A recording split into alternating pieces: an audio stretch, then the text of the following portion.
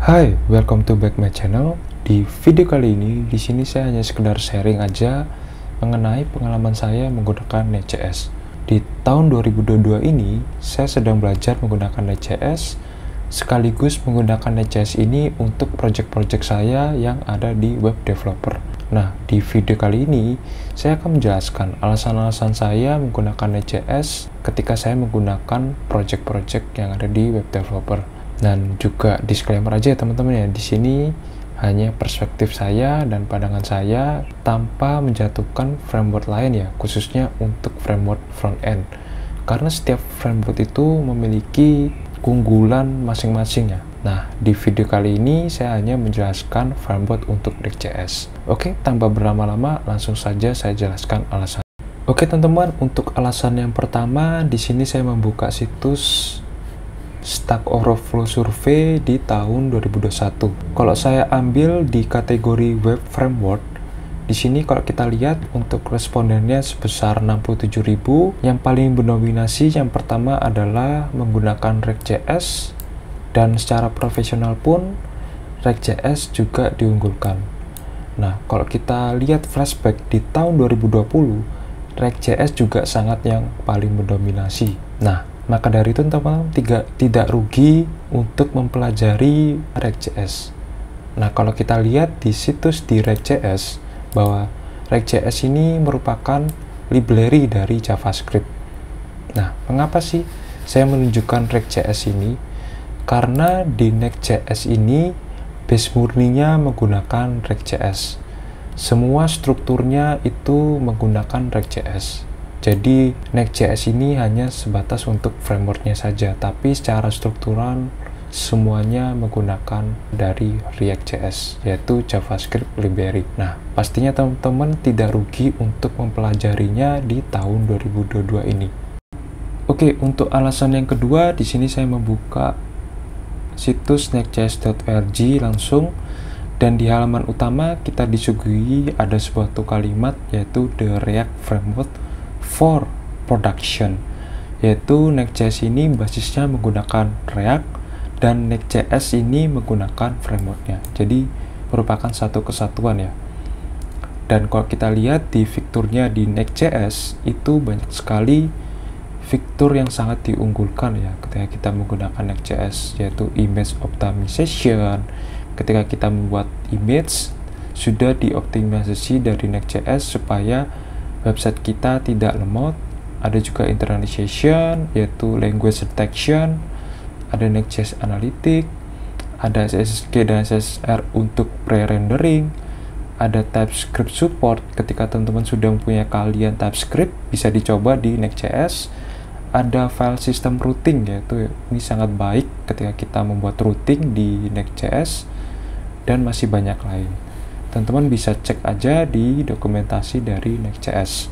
Dan selain itu juga kalau kita lihat showcase-nya yang sudah dibuat ya, yaitu di industri sudah banyak yang menggunakan Next.js, baik itu ada di Twitch, ada di GitHub Copilot.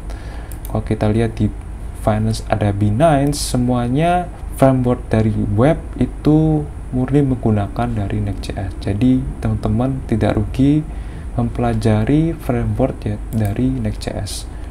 Nah, di Indonesia bagaimana? Di Indonesia kalau kita lihat ya, di warga bantu warga ini semua juga basisnya menggunakan Next.js.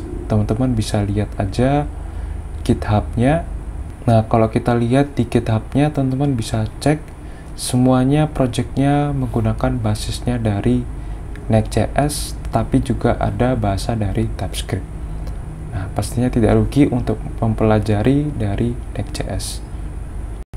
Oke, untuk selanjutnya saya bukakan untuk dokumentasi di Next.js. Untuk langkah pertama di Next.js ini sangat mudah untuk installnya ya. Install di projectnya hanya membutuhkan Node.js ya di komputernya. Jika teman-teman tidak diinstal Node.js-nya di komputernya, harus diinstal dulu ya, karena ini adalah komponen paling utama di Next.js.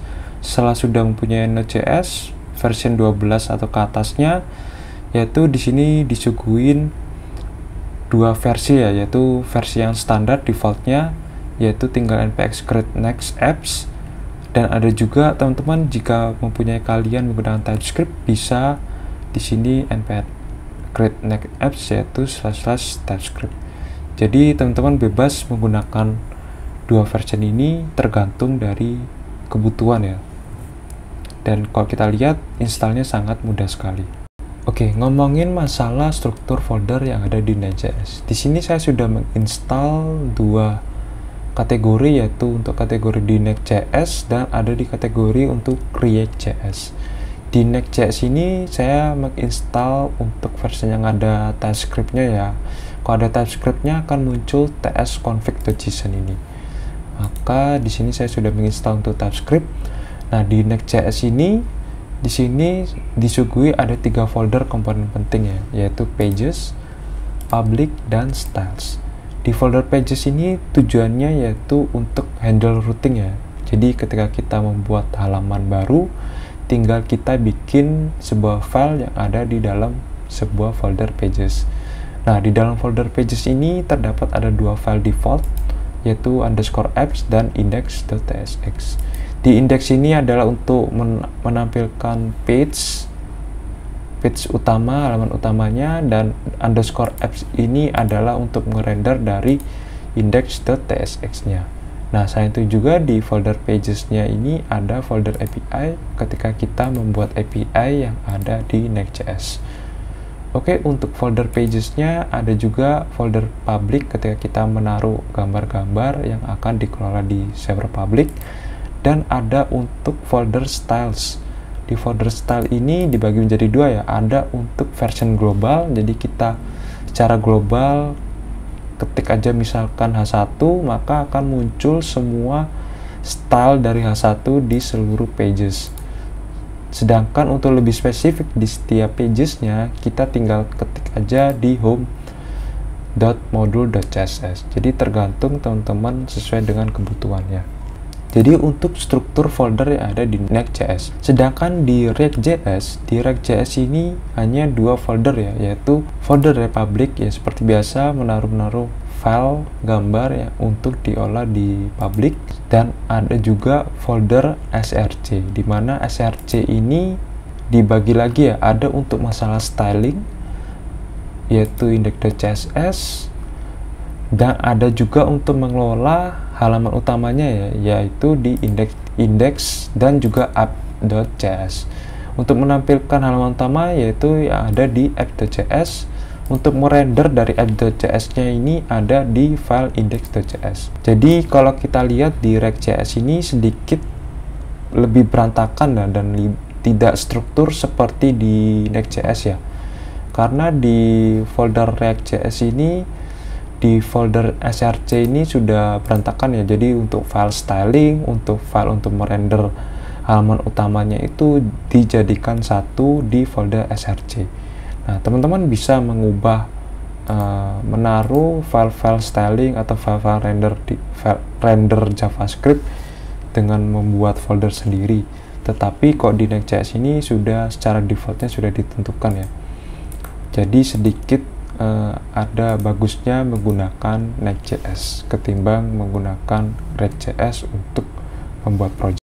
Oke, setelah kita sudah mengetahui struktur folder baik itu di Next.js dan React.js, kalau kita tahu bahwa di Next.js sudah di-handling routingnya, sedangkan di React.js kita harus install terlebih dahulu package yaitu React Rotterdam, dimana kita harus mempelajari mengenai library dari React Rotterdam. Ketimbang di Next.js sudah ada fitur di folder pages. Nah, selain itu juga di sini saya sudah menjelaskan untuk masalah rendering page. Nah, di rendering page ini kalau kita lihat di sini ada Next.js dan ada create app yaitu dari React.js. Nah, di Next.js ketika kita membuka page di browser, hal yang pertama dijalankan yaitu hanya plain HTML-nya saja. Setelah sudah muncul HTML-nya, maka dari itu akan muncul bundling dari React dan JavaScript. Sedangkan di React itu ketika kita membuka page browser, hal yang muncul yang pertama adalah plain HTML sekaligus juga dari bundle dari React. Nah, kalau dilihat dari kecepatan, pastinya lebih diutamakan di Next.js ketimbang di Create.React App, karena yang dijalankan pertama itu di HTML, sedangkan di React.js yang dijalankan kedua, HTML plus React.js. Oke, di sini saya membuka situs blog yang sudah menguji coba perform dari kedua framework ya, yaitu framework dari Next.js dan juga framework dari Create.React App atau React.js. Dimana kalau kita lihat di sini secara Likehouse-nya, yaitu untuk mengecek untuk kecepatan website. Di sini di CRA-nya ketika kita membuka situs web itu harus load time-nya itu sebesar 6 detik, sedangkan di Next.js hanya sebesar 0,8 seconds. Kalau kita lihat secara conclusion-nya di sini, yaitu bahwa di keunggulannya itu Next.js lebih diunggulkan ketimbang menggunakan Create.React Apps, karena di Next.js itu sudah support untuk client-side rendering dan juga server-side rendering, sedangkan di React.js hanya untuk support client-side rendering. Oke, setelah sudah kita mengomongin masalah struktur folder dan juga masalah performance, di sini di Next.js juga sudah ada fitur untuk Search Engine Optimization ya, atau SEO. Di sini sudah support, jadi ketika teman-teman ingin membuat e-commerce, yaitu menggunakan framework front end, alangkah lebih baiknya menggunakan Next.js karena di Next.js sudah support untuk SEO. Untuk lebih lengkapnya, teman-teman bisa baca di dokumentasi yang ada di Next.js. Oke, untuk sedikit informasi saja, untuk version terakhir di Next.js itu adalah version 12 yang sudah di launching bulan Oktober tanggal 26 tahun 2021. Nah, keunggulannya dari Next.js version 12 yaitu kalau kita cek di sini, pastinya untuk masalah kecepatan saat kita develop itu sangat cepat ya, 3 kali untuk masa deploy dan 5 kali lebih cepat ketika proses untuk production. Nah, selain itu juga ada fitur dari middleware. Nah, middleware ini sangat bagus sekali ya, yaitu untuk melakukan protecting di dalam routing kita ya, di dalam routing. Jadi dibantu oleh middleware dari Next.js. Selain itu juga banyak sekali ya, ada React 18 support dan lain-lain. Teman-teman bisa baca di sini ya, situs next.js.org blog next strip 12. Oke, itu saja untuk alasan saya mengapa saya lebih condong belajar di Next.js untuk di tahun 2022. Untuk di video selanjutnya saya akan membuat suatu video tutorial ya, untuk step-stepnya membuat project pertama menggunakan Next.js. Oke, teman-teman, jika ada pertanyaan bisa di kolom komentar di bawah, dan see you in the next video.